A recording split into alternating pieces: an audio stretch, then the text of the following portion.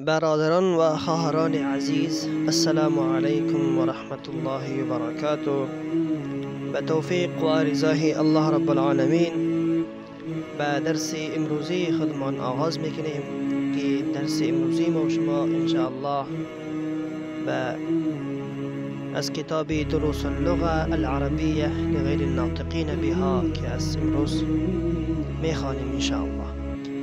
به طور کتاب سبقی هفتم است، ولیکن به طوری که ما شما آغاز کردیم سبقی 14 و یا 15 است.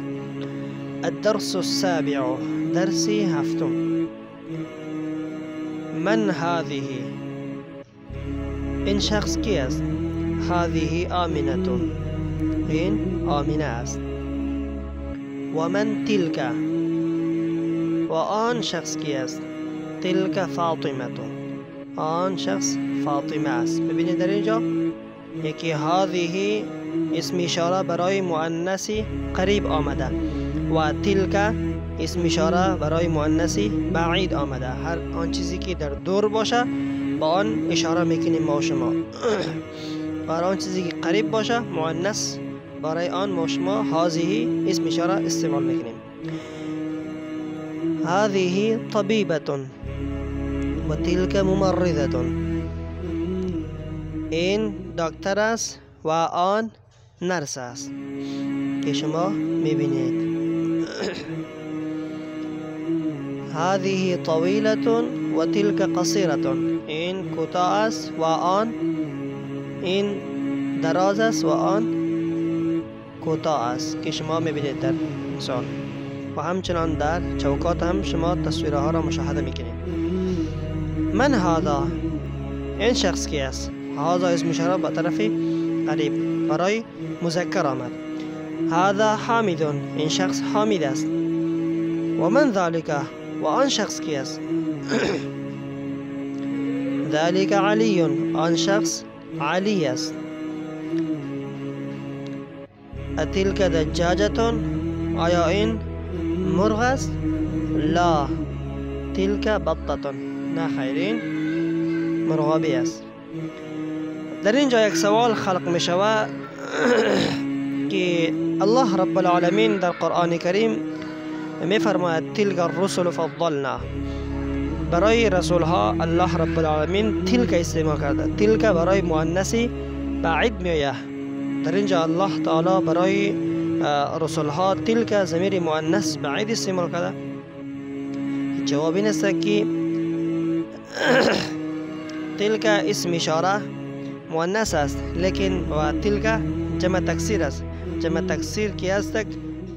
مذکر هم می و مؤنث هم، هر دوش جایز است. یعنی تذکیر هم و تانیث هر دوش می آید. و مثل که رجل رجال میگیم. رسول مفرد است و هم قسم رجل مفرد است، رجال جمع تکسیر است و رسول همچنین مفرد است و رسول جمع تکسیر است. یعنی در اینجا ما شما هر دوش را استعمال که میتونیم.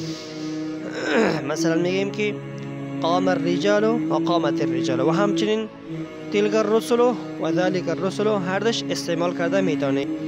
و در اینجا هم دو حالت جایز است، مفرد مذکر و مؤنث هم. قسمی که مثال بیان کردم براتون. ذلك الرسل تلك الرسل، ذلك الرسل تلك الرسل هر دوش جایز است میآید.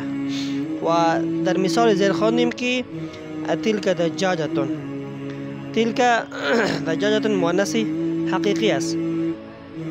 مؤنث حقیقی چرا میگوید؟ هر آن جانداری که ماده باشد و مؤنث حقیقی گفته می شود. آن را هر آن جانداری که ماده باشد آن را مؤنث حقیقی گفته می شود. و هر آن جانداری که نر باشد در مقابل آن مؤنث مذکر باشد. هر آن جانداری که نر باشد در مقابل آن مؤنث باشد آن را مذکر گفته می شود. مذکر گفته می شود. دجاجة مؤنث حقیقی است. در اینجا شما می بینید. انتقال میکنیم به صفحه بعدی. ما تلك؟ او چی است؟ تلك بیضة، و تخم است که شما میبینید. هذه سیارة المدرس و تلك سیارة المدیر. این موتر استاد است و آن موتر مدیر است که شما میبینید. ساعة عباس هذه، آیا این ساعت از عباس است؟ هذه اسم اشاره مؤنث آورده چرا که ساعت مؤنث است. لا، هذه ساعة حامد، نه ساعت از حامد است. تلك ساعة عباس و آن ساعت عباس است. ذلك دیک و تلك دجاجة، این خروس است و آن ماکیا است. نورخ. وبالله التوفيق، والسلام عليكم ورحمة الله وبركاته.